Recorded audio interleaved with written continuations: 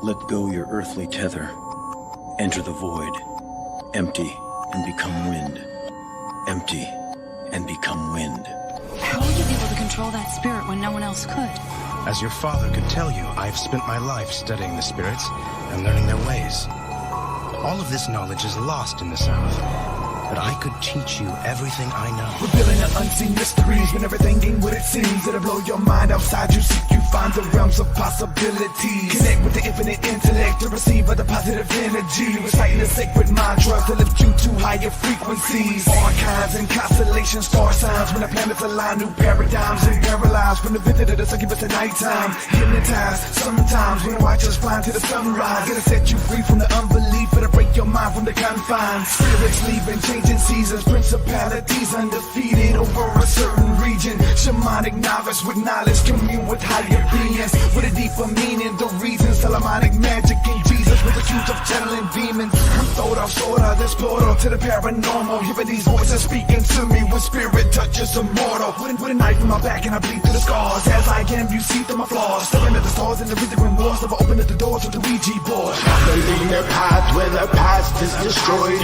Arrive at 0 point, enter the void. This is fractal math, holographically enjoy. Darkness we can't avoid, enter the void. Everything disappear right now, right here. Everything disappear right now, right here. Everything disappear right now, right here. Here. Into the void. Enter the ritual, step in the temple, connect with the spiritual realm. Metaphysical to the etherical pathways beyond the physical world. You could ascend to the kingdom of heaven or sit and stay living in hell. Mystical, mystic and dark, and lyrical shaman lifting a spell. Witness the miracle, traveling beyond the body, see this is a shell. And you in the third dimensional prism that got us imprisoned in cells. Sit between 4 and 20 elders, the split into 12s. Shh. You can hear them whispering if you listen it well. Came to awaken the ancient of days, man, I stay ringing the bell. Mythical note from the place where the wicked fell back to the kingdom of hell. Blessed with the wisdom performing the exorcism, the sins get expelled.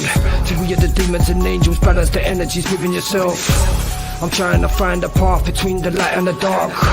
I'm writing to spark a link between the mind and the heart. We've gotta unite both sides before they divide us apart. Said we've gotta unite both sides before they divide us apart. Traveling the path where the past is destroyed. Arrive at 0 point, enter the void. This is fractal math, holographically enjoy. Darkness we can't avoid, enter the void. Everything disappear right now, right here. Everything disappear right now, right here. Everything disappear right now, right here. Into the void. Now I'm good with nothing. Why y'all good for nothing? My 100,000 pedal loaders, dopamine over flooded. Stargate runnings, dragons out the dungeon. My Hakali been summoned. Total destruction into a vacuum suction. Conjunction, junction, that's my function. Through a star cluster in a maritime custom. Stellar dust encrusted, I ain't touching your disgusting judgments. We rise above it, enjoying the void. Source of pure joy, no more discussion. So if you get to the South Pole, then what happens? You will open an ancient spirit portal. I'm sorry, what now? At the South Pole, there is a portal that connects our world to the spirit world. But it has long been closed. And that's why the evil spirits are attacking? There are no evil spirits. There's light and dark in them all. But when they're unbalanced, the darkness takes over. If you can open the portal in time, balance will be restored. What do you mean, in time? There's a reason the Glacier Spirits Festival ends on the winter solstice. And that's when the spirit world and the physical world are close together. Only then can the Avatar open the portal. The winter solstice is tomorrow. Exactly. And we can't afford to wait another year. Traveling the path where the past is destroyed. Arrive at 0 point, enter the void. This is fractal math, holographically enjoy. Darkness we can't avoid, enter the void. Everything disappear right now, right here. Everything disappear right now, right here. Everything disappear right now, right here.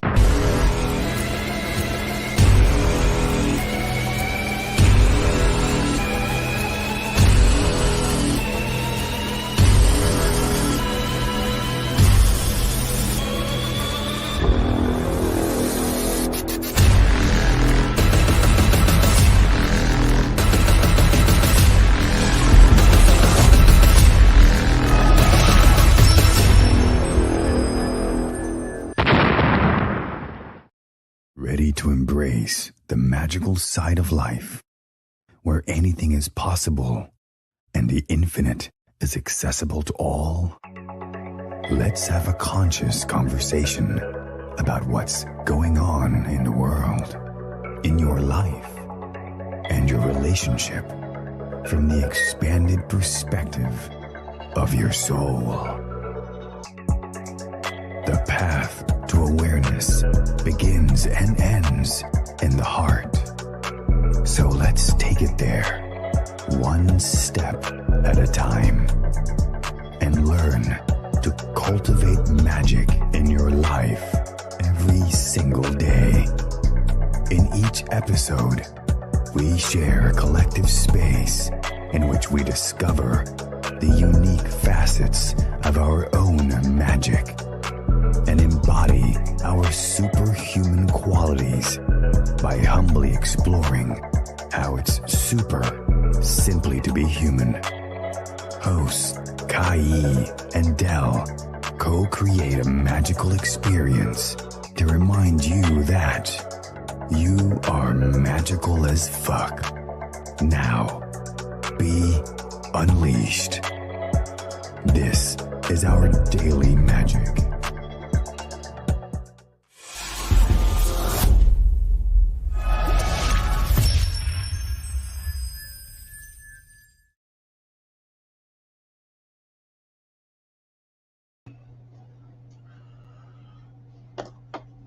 What is up, everyone? Welcome to another exciting episode of our Daily Magic Podcast. We're here for another magical week and another magical moment, and we're going to see what transpires today in this moment. So I'm excited. Thank you for whoever's here already. Let us know in the comments how you're doing today on this amazing day. And yeah, let's do it. So I am one half of the host, Dell, and I'm Kai. How are you doing? I remember there was something that you wanted to talk about this episode. I don't remember what it was, though. That doesn't answer the question. No, it doesn't. Yeah. So I just missed the question. How are you doing? I'm okay. And I'm not okay.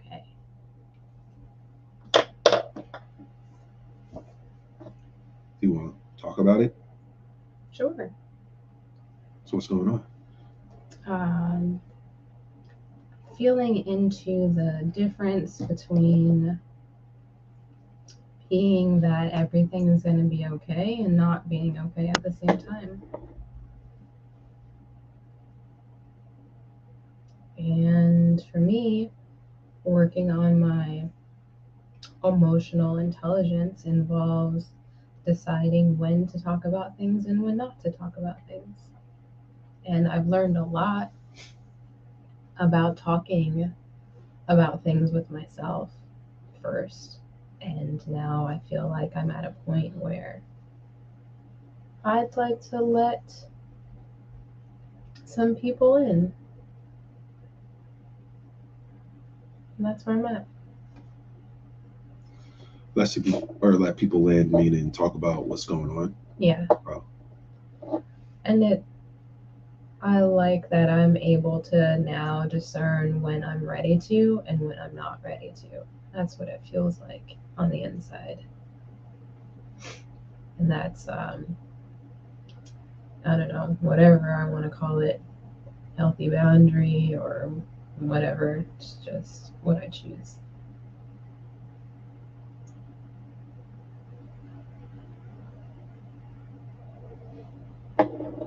Cool.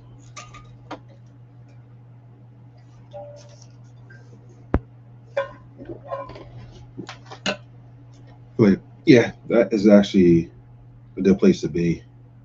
Meaning of knowing when to talk about stuff and when not to talk about it. Things. And it's so easy when we talk about stuff to come from our victimhood state of awareness of things and projecting on the outer world what's going on inside of you. It's easy to do that first as opposed to, like you're saying, emotional intelligence, checking in with yourself, becoming aware of what's happening, and responding from that place of awareness when you are actually ready to. But also, it's very powerful when you can say that, all right, I'm not in the space to talk about it right now, but I'll be in the space to talk about it. I may be in the space later or whatever, but not forcing yourself. And so many times we can be forced to try to talk about what's going on with us when you're not in the space of talking about it yet because we're still processing what is happening. Right. And that was challenging because there's some amazing people in my life who, offer to talk, but it just wasn't the right time yet. So me being okay with it was another layer of awareness for myself.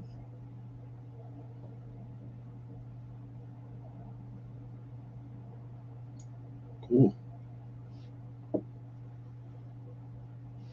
Hello, whoever's here as well.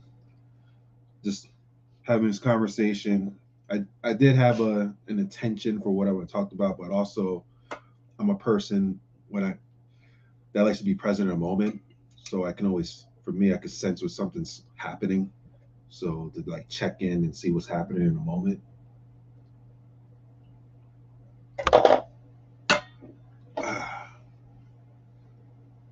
Thanks for checking in. Yeah, no problem. How are you? I'm great. I'm doing good. Creating, being. I just did. I actually did content because now over here in New Jersey, the weather shifted, in which last week it was spring-ish weather, and this week is winter. And I like to go on my nature walk Monday, Tuesday, Friday, and Saturday. But this week's been a challenge because it's 30 something degrees. It's pretty cold out. And yesterday, my mind was trying to give me so many excuses to not do it. And pretty much I like to call it the bitch mode in me that comes out. Oh, it's cold. And okay, yeah, it's cold. But I know the benefit of doing a nature walk. So I did it yesterday. But today it came even louder, that part of me. And I was in the car just pondering. Because yesterday when I stepped out, it was cold, but then the way the weather was, it was the different versions of coldness. So it was 30 something degrees yesterday, but it didn't really feel like it. It felt like it was warmer to me. Today it was cold and it felt very cold. Like there was frost on the grass and it was pretty cold. So when I drove to the park to start the nature walk, I sat in the car and I was pondering whether or not to do this. And my mind was just coming up with all these reasons. Yeah, it's cold. You just had a workout yesterday and things like that. You really don't need to do this and all this other stuff. And I listened to it and I said to my mind, you're right. I don't have to do it, but I'm choosing to do it. So once I actually went into it, the mind shut up. But before, the mind was giving me so many reasons to stop. All these reasons for me not to do it. But I still made the choice to do it. And I said in the video out there because I was I know this happens to a lot of us in regards to when your mind tries to stop you from doing something that you like to do. And it gives you all these excuses for not. And it's so easy to fall into that trap of believing what the mind tells you for the reasons why not to do something, as opposed to okay, what if I did do that? So did it, had an amazing walk. It was very therapeutic. I love the nature walks for me too, because it's like a meditative thing. Just be out there and allow myself to expand into space, but also accepting okay, it's going to be cold and I'm willing to go through this. I've done this before of going through cold moments and things like that. And it's a good challenge. Just like yesterday when I did the CrossFit workout, which was a pretty brutal workout, but I got through it. And I was talking to the coach there about that as well. Of yeah, I do it to push myself in these workouts and stuff like that. And we're just having a conversation too, just about being able to stop, like really work through the inner conflicts and the stuff that goes on within us, and like the belief systems and things like that. And I gave it to a simplified thing. I'm like, what if we chose this?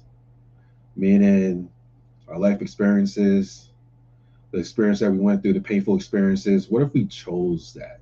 And I'm not trying to say it from our human limited mind, but like tapping into that spiritual essence nature of like, what if this is what we chose before we got here? The experiences, relationships, our parents, and all these different things. We chose this for our evolution for this life thing. Like, how, imagine like coming to that realization. Like, how would you look at those things now? Would you look at it from a disempowering state, or would you be more empowered with it?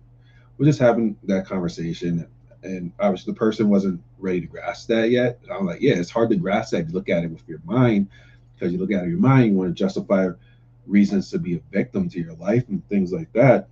But when you look at it from that soul level, it's like, okay, like if I chose this, that means anything that I'm experiencing, I already have the solution to it because I chose this type of thing. I'm the infinite space where problems may arise, but also the solution arises simultaneously. And the way that I perceive it is it's going to allow me to receive the solution, or allow me to step out the space beyond the problem, step into the space of acceptance as a lesson and things like that. So lots of cool stuff going on.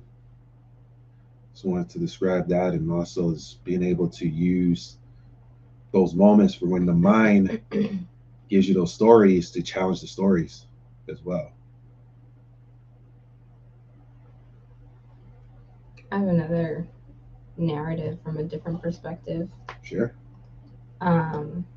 Is that as I get ready for this weekend's bodybuilding show,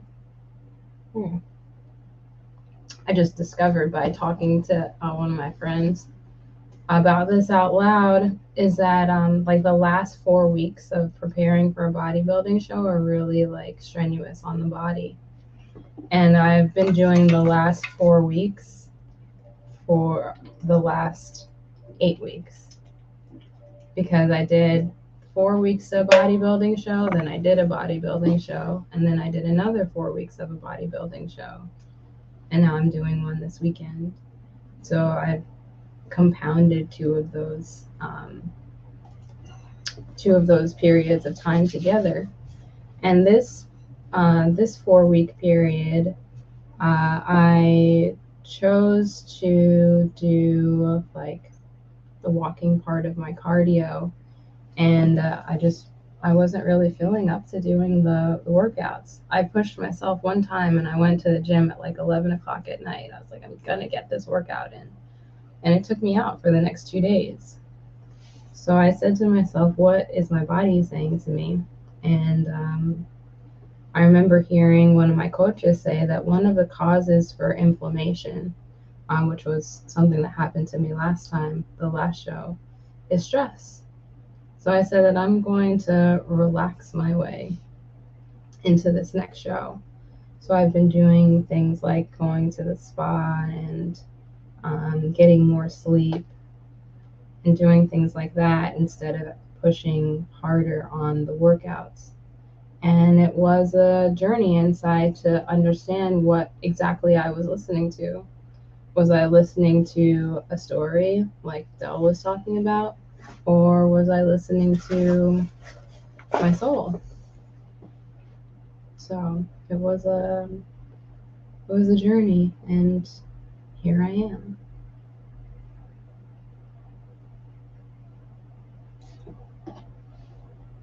It's good to be present too when your body speaks to you in those moments. And like you're saying, with the challenge of bodybuilding and the strain that you put on your body, of being able to honor your body in those moments where it tells you like, yo, you gotta chill out for a little bit.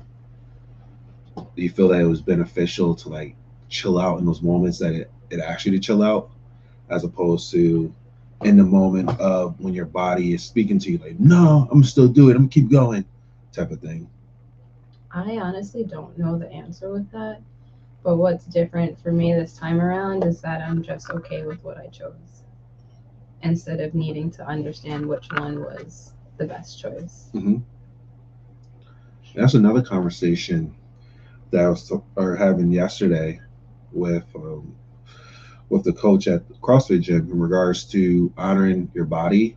Mm-hmm. So this person pushed her body beyond the levels, like uncomfortableness levels, like really pushing it past like that stressor when the body's stressing and pushing it through it.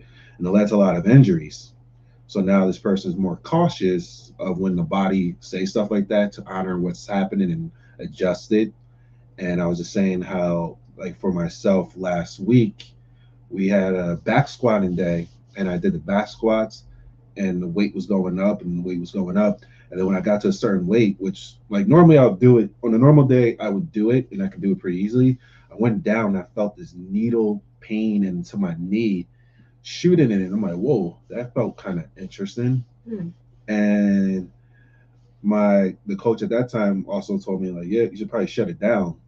And CrossFit, I'm like, no, shut it down. Like, nah, I push through stuff type of thing.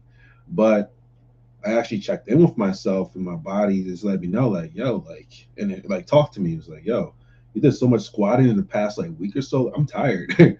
Right, let me chill for today, and we'll be all right. And I let my knee chill for that day. Didn't really do stuff with my knee, and then the next day felt perfectly fine. I was able to do squats again in a couple of days. But if I pushed myself in that moment, and I had that feeling like if I pushed myself right there, I might have tore something in that moment. I really hurt myself, and then for what? For that one moment of overexerting myself, that's going to cause me now all these days of being in pain and hurting. So, like honoring yourself in the moment or what you need in a moment is very monumental. But obviously, also there's a balance with it too. So, like my muscles being sore. Oh, I'm not going to work out today because my muscles are sore. That's a different thing. It's sore because I worked out. I can still work out. It's just that my muscles are sore. But if I'm in pain, that's a different thing to talk about. Hey, Peter. Peter says, I'm not a bodybuilder. I had something like what you're saying, meaning pushing too hard. I had to stop walking 5 miles as I had a serious extensor tendonitis. I actually ran myself down. My body was saying it hurt on the top of my foot. Mm-hmm. Yeah. And just think about it, not even just from, we're talking about the body, but even like on an emotional level of pushing ourselves. Let's say like we're going through a certain emotion that we're going through, and then we try to push ourselves. And I see it so much times, like people I worked with or people asking me questions when they're going through something and they say something, I just want to get over it. I want to get through this. I want to get over this type of thing. I'm tired of feeling this way. I just got to push through it. I want to push through it type of thing. And it's like, whoa, like, it's like you're in labor, birthing a new you. I want to get this baby out of me now. Push it. No. Like, and it's like the simple things like you take a poop, you try to push it out too hard, you're gonna get a hemorrhoid. So like I feel like there's energetic hemorrhoids that happen when you're trying to push through something or push it out as quickly as possible, and as opposed to honoring what's happening in the moment and making the adjustments and things like that as well. Yeah, definitely. And that's why there's doulas and midwives in the birth room and also in life. We have each other, to either be with each other through the pain, through the process as it's happening in the pace or the time that it's happening. Or maybe there's someone that has some knowledge and they've got a energetic epidural and they can help you out in some kind of way. Peter says, I will work over everything, sometimes not thinking. I pick something up, not thinking what I was doing. Now I think I tore an old hernia incision. So now probably I'll need an operation to sew that up.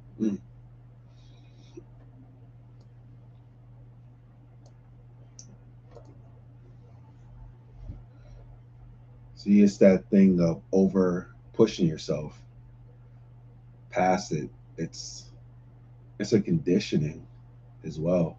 Obviously, we all have our own beliefs behind why we do it, why we may be doing it, overexerting ourselves or over pushing ourselves in the moment. Where really, in certain moments, that pause can be very beneficial.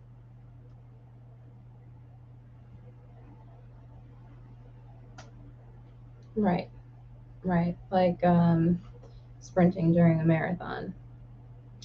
Yeah, that's what they said. Like, I forgot who said that, but it's like, yeah, how a marathon is a journey, and if you start the marathon as if you're running a 100-meter dash, you're not going to have enough energy to finish the race. But it's a journey of putting forth the conscious effort in that journey to complete it, type of thing. Yeah. Did you watch the marathon? No. There was a person she was doing really well. Actually, it was the guy.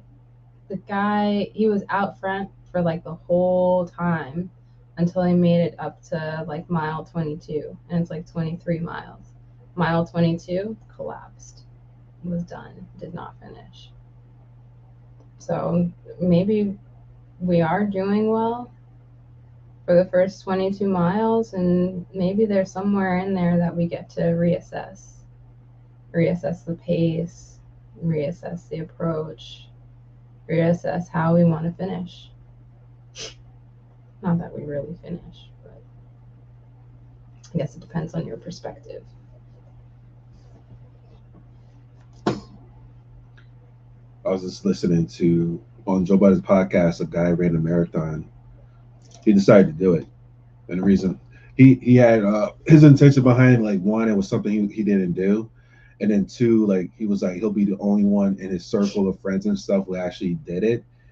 But he did it too for like just challenging himself with the marathon. So they were talking about it, and who was it? Parks on the Joe Biden podcast. He asked like, do you piss on yourself? Do you shit on yourself there? And he's like, yeah, people actually shit and piss on themselves while they're running.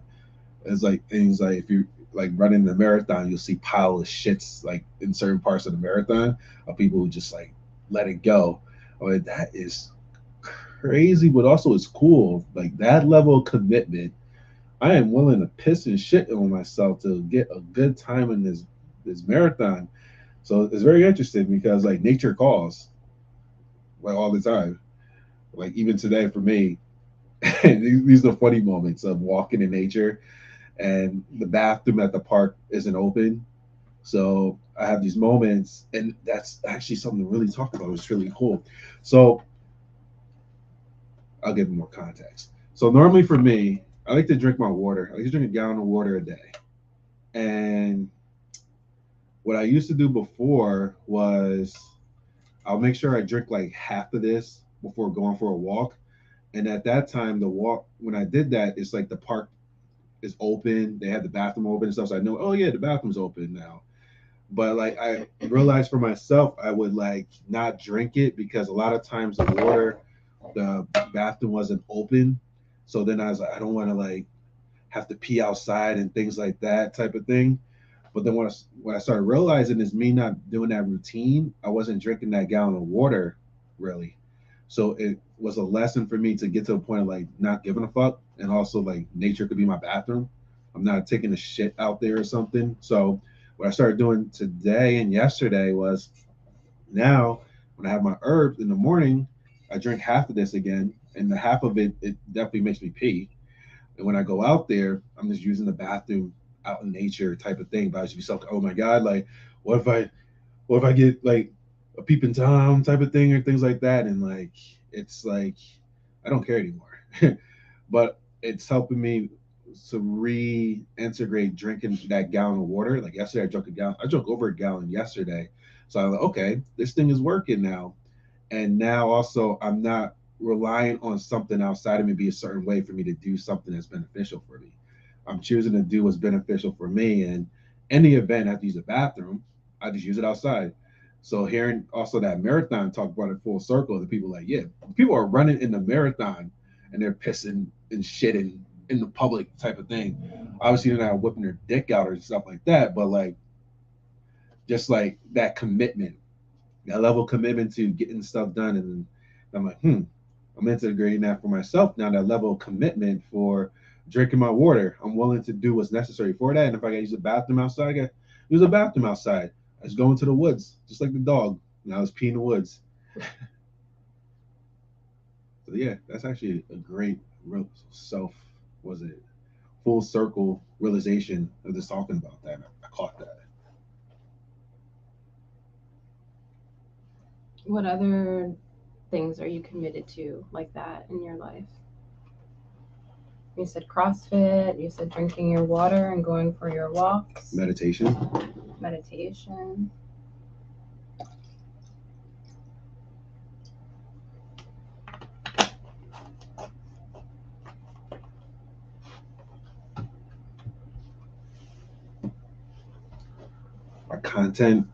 Doing my content on TikTok, I do like 2 or 3 a day, and I've been doing it consistently now. I don't even know how long it is. Now it's to that point now it's just a habit. Now I don't have to think about, oh my god, like I gotta do this today type of thing. It's a habit. So once it became a habit, then I'm just doing it. Same thing with CrossFit. It's a habit now. All right, Monday, Wednesday, Friday, this is what I'm going to be doing at this time. I'm working out. Got it.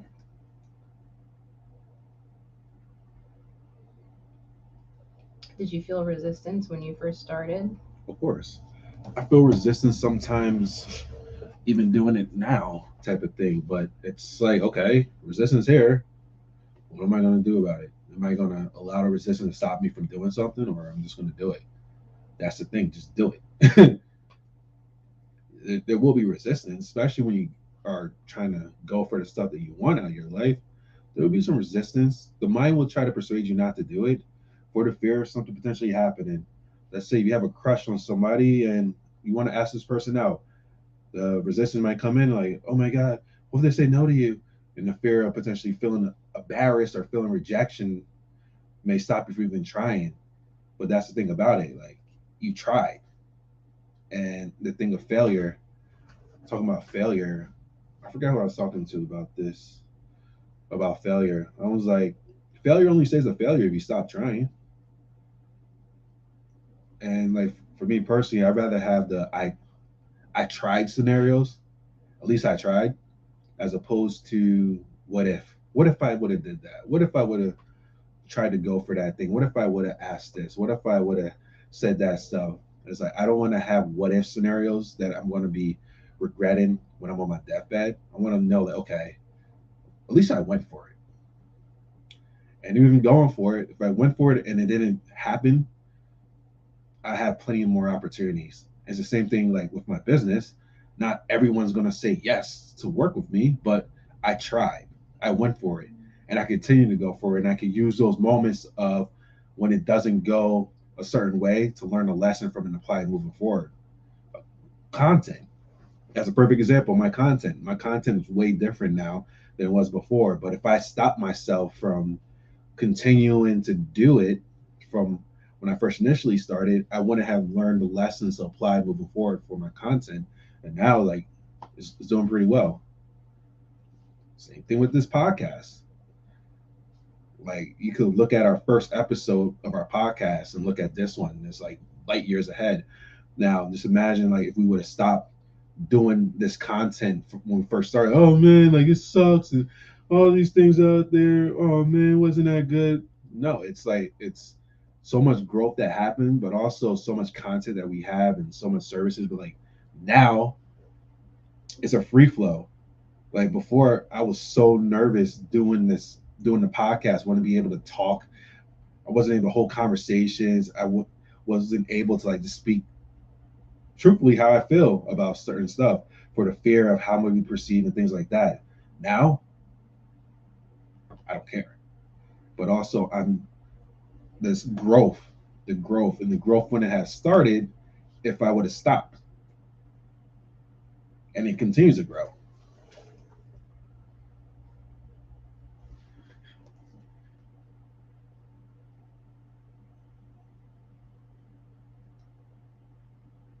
Let's see. We get all these questions. What's the content? What's the last one we got? We were on? Okay. What I've done lately is to change the routine up just a bit. Yes, I feel resistance. Yes, yet I think I'm feeling more knowledge of that bringing flexibility. Oh yeah, like being more flexible in your life, and that's something for myself that I had to integrate more, and I'm still integrating more of that flexibility, meaning that life isn't going to go the way that I would like it to go all the time. But in those moments when it doesn't go, I can have an opportunity to adjust to what life is presented in front of me. And it's something that, like, okay, here's what's happening in the situation. I can either resist it and fight it, or actually embrace it and use the cards that life is dealing me right now to navigate. It's like, okay, here's what's happening. Like, oh my God, why is this happening? Type of thing. Or, I wonder why this is happening. What is this trying to teach me? Like different levels of it. And yeah, and perfect example of that was the gym thing. Well, with the gym. So with my gym routine got switched because maybe something happened. Maybe Kai wasn't able to watch Jaden and stuff like that. Before I would resist it, like, what? No, this is not supposed to happen. That's me resisting it. As opposed to now, if something like that happens, cool. Now I can make some adjustments, see what's happening, um, see what I can do with this, but use as an opportunity to create with what life is presenting in front of me, as opposed to resisting it and fighting it and all these things in which all that energy I'm using to fight, I can actually use to create. And it's more smoother now, in which now I accept the fact, hey, life isn't always going to unfold the way that I may be hoping it unfolds, but I always know that life is unfolding the way it needs for me to expand more, and I choose to use it that way.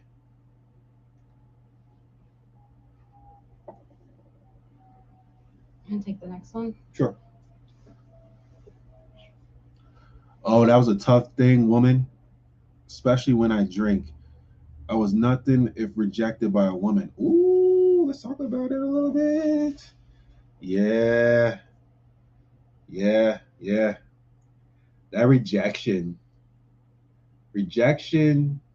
can sting, you know?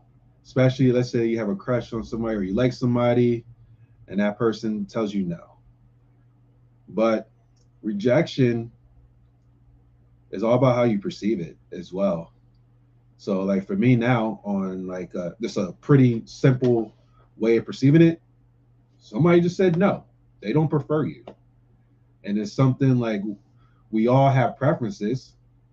Like we have our own preferences, things that we prefer. So we'll say no to the stuff we don't prefer, and the same thing with other people.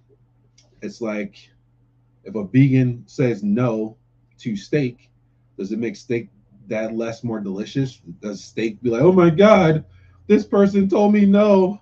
I got rejected by this person. That means I'm not enough, type of thing. No. To some people, steak is delicious. To some people, steak is bleh.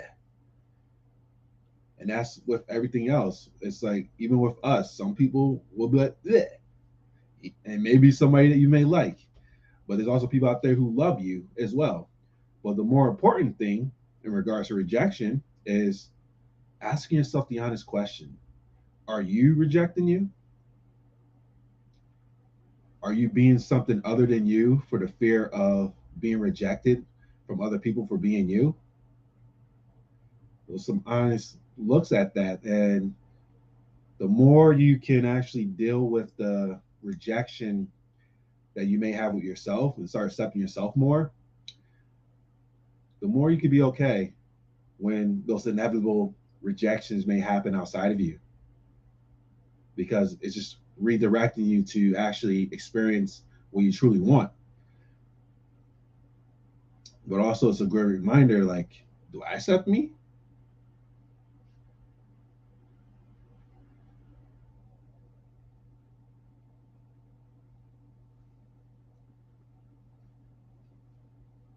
Dell, do you ever box? Yes, I have. I didn't like do professional boxing and stuff like that, but I did work out at a boxing gym before. I did get in a couple of fist fights and things like that. But more so for me, I did karate. And I used to be embarrassed by karate. Like, I was really good at karate. But when I was younger, I valued the opinion of others more than my own opinions. And people always make fun of people who did karate. And I was like, I look back at it now and laugh at like I could have like literally kicked anyone's ass for the most part because I knew karate. But I used to be embarrassed for that because of the fact that someone else told me that karate sucks and all this other stuff, and they never really experienced karate. But also, the more important thing was like I love karate. Karate was fun. It had me flexible. I was doing like some pretty cool stuff with it. As I'm remembering now at that one karate tournament I went to, in which I got first place in the board breaking. That's the board breaking portion when you break the wooden boards. And then I did this jumping, flying kick, and my sensei at that time, he was like, okay, when you do the jumping sidekick thing, get three people to kneel down and jump over them. I was like, I'm doing more. Give me five. So I took five people and I jumped over perfectly over these five people and I hit the board. And then once I did that, it was like, you got first. Like the judges and stuff, was like, whoa, whoa, whoa. So like it was really cool. But then I didn't do it because of the fact that I allow other people's opinions of it deter me from actually doing something that I was passionate about. Which I'm sure is something that a lot of us experience, but that was my own personal experience. And now for me, I realize that there's only one person who is living my life experiences, and that's me. And I choose now to do this stuff that excites me because one, it excites me. It's my preference. It excites me. But me being in that state of excitement, not even from doing the stuff that excites me, but it's like a contagious energy for the people who actually are in my space if I'm doing stuff that excites me. Like even a little thing like for me watching the path, singing a song, carry me, I'll carry you, carry each other to the light. The person left is, oh, let me stop singing. But I don't care. I'm going to continue to sing.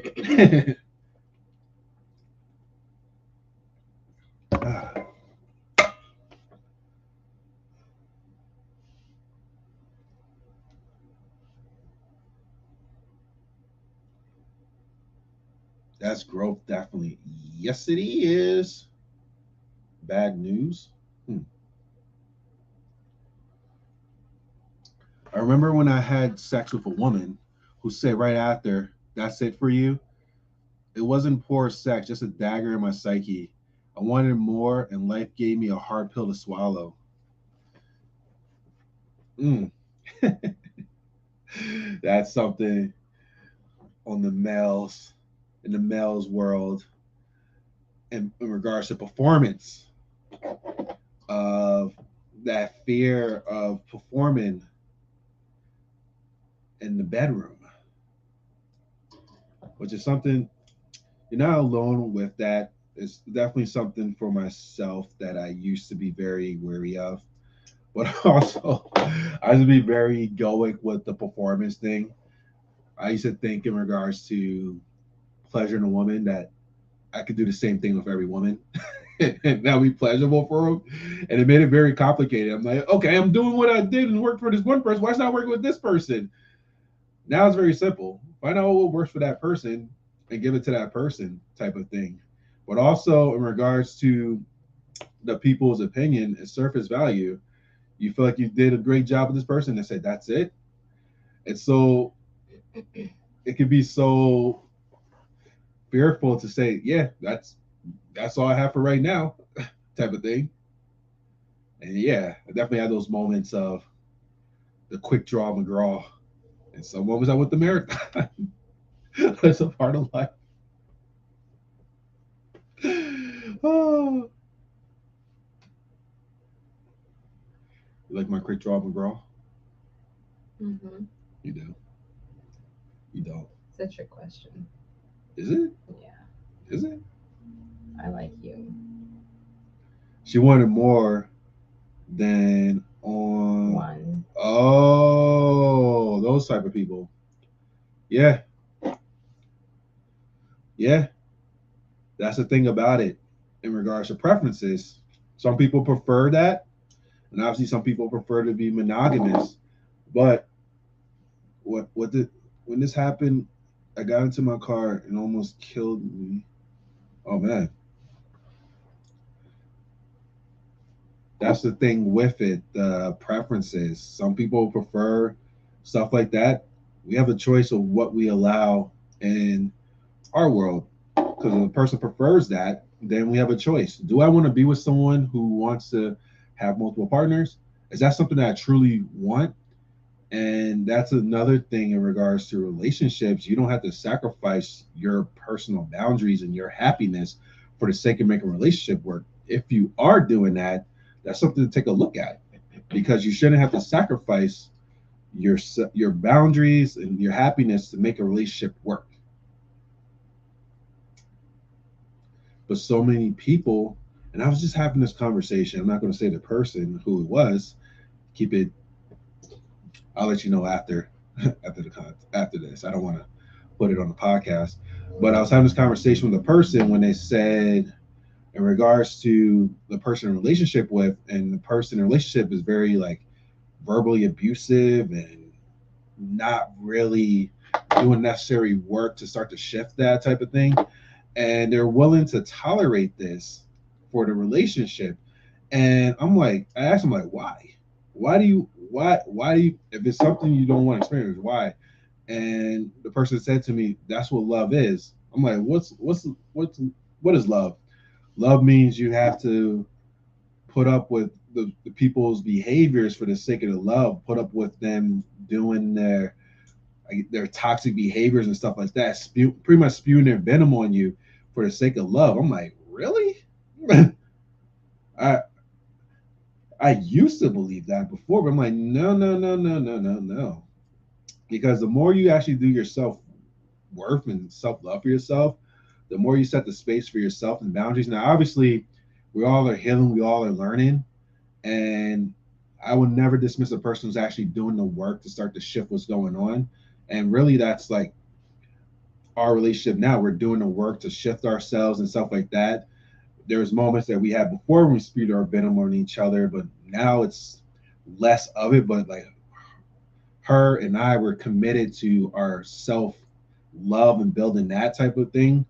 And it's different, but love doesn't mean that, okay, I'm going to put up with this person abusing me mentally, physically, and verbally for the sake of love.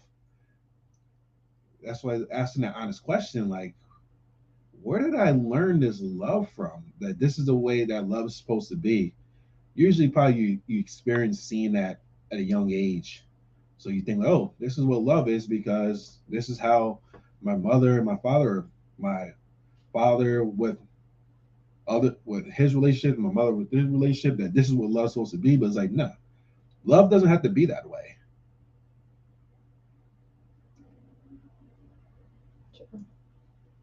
Relationships don't have to be that way. But if you feel like that is that way, you can only imagine what goes on in your inner world with yourself. If you feel like that's what it is, that's what love needs to be.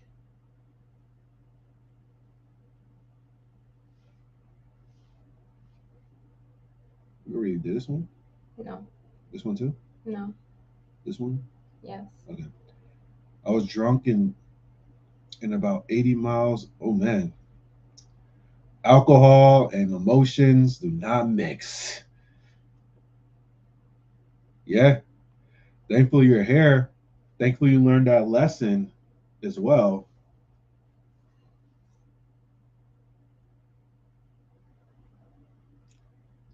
Which we started this conversation with, of that talking impulsively, like the impulsive talking or impulsive emotions, responding from places from your emotions as regards to having emotional intelligence. So you say like you're talking about what's going on with you, but talking it from a state after you did some contemplative, like being with yourself. Mm-hmm. And And as opposed to like in a situation like this, doing stuff impulsively based upon your emotions, like the drinking and then drunk driving from emotions and things like that.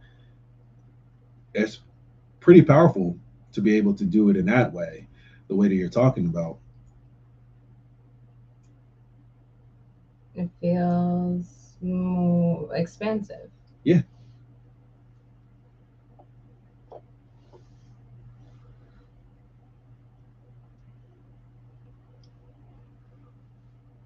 Oh, being OCD back then, I no longer have to take that kind of medication. Good for you. Yeah. Yeah. That's growth. That is growth right there.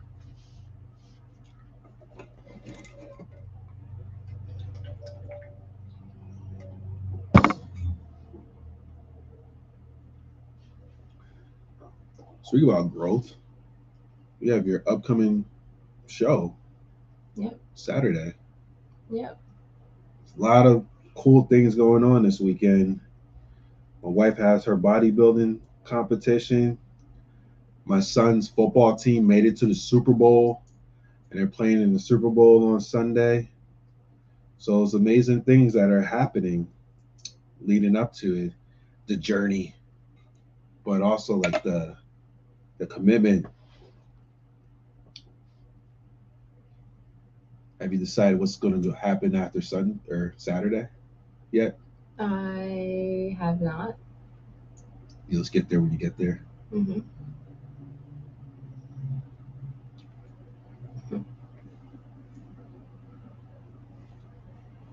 I hope you do well, Kai. Let's have your son win with the Super Bowl. Yeah. Yeah. Thank you. Yeah. It's pretty cool.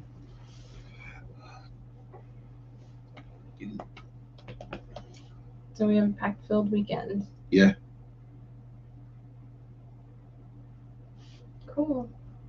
Okay. I didn't even mention it. I should mention it. What? Huh? Oh. Guess who's the number one ranked team in the NFL? Yeah. I'm enjoying this. Skull Vikings. The Vikings won a very amazing game that they're calling the game the best regular season game ever, which it was like crazy, crazy, crazy game. And for them to win it, they were down by 17 in Buffalo, who is the Super Bowl favorites. And they said that they was picking the Vikings to lose. And also with that, they put the stats up when the Bills are up 14 or more in a game, they haven't lost a game since 1960 something or whatever it was. But then the Vikings were able to come back. Game went to overtime and they won the game. Justin Jefferson made the craziest catch ever. Like for me, I feel like it was the crazy catch ever. It was so much emotions with it, and that's the cool thing with like for me now being a Vikings fan. I use it as a spiritual experience, and in regards to processing emotions on the fly, and I go through all the series of emotions during the game. There may be a moment I get upset, it's a moment I get excited, it's a moment I get happy, and all this time with it, I felt all the series of emotions, but it helps me to put my spiritual muscles to the test of meditation, being with myself, observing, but also expressing what's going on authentically in the moment. So it's pretty cool. But I'm also excited for the ride because like every single game has been a close game since or besides the first game. But this is how it is. And I accept that. There's some Vikings fans out there who say, we gotta win convincingly. I'm like, this is how it is right now. It's actually pretty cool. It's helping me to like really learn even more how to be conscious of my emotions and processing and also enjoying the ride through it. So I'm excited right now in this present moment. They are the number 1 ranked team in the NFL. It's a pretty cool feeling to like have this. But also, I predicted this about the team. I'm like, it all depends on their coaching.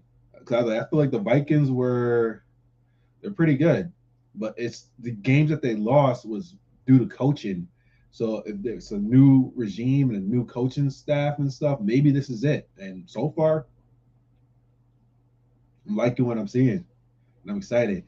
And that's the cool thing too, with this spiritual nature. I before was like shunning away and shaming away from being passionate about sports. Because I thought, oh, well, it's not spiritual to watch the football and things like that. And now for me, I'm like, spirituality is everything. I personally feel like everything can be a spiritual experience, but also this is me being me. I'm passionate about the Vikings. I'm going to be intensely passionate about the Vikings. But also now for myself, I'm not allowing what happens with the outcome of the Vikings to determine how I'm going to be the rest of the day. Like, you know, you've been with me for 7 years now. Like when the Vikings would lose, how upset I would be throughout the next couple days and stuff like that. Really was just showing the upsetness I had in my life. And the Vikings was just the reflection of what's going on inside of me. But now it's like when they lose, I'll be upset for a little bit, but then I'll let it go. When they win, I'm excited for it, and then I let it go, type of thing. But I'm really riding this series of emotions, and I'm pretty cool. I'm pretty excited to see what transpires for this. And I'll say it, the Vikings can win the Super Bowl this year. I firmly believe they can win the Super Bowl this year. And it's synchronistic how I'm about to go to another Super Bowl for Jaden. So maybe this is the year of the Super Bowls. Maybe it is.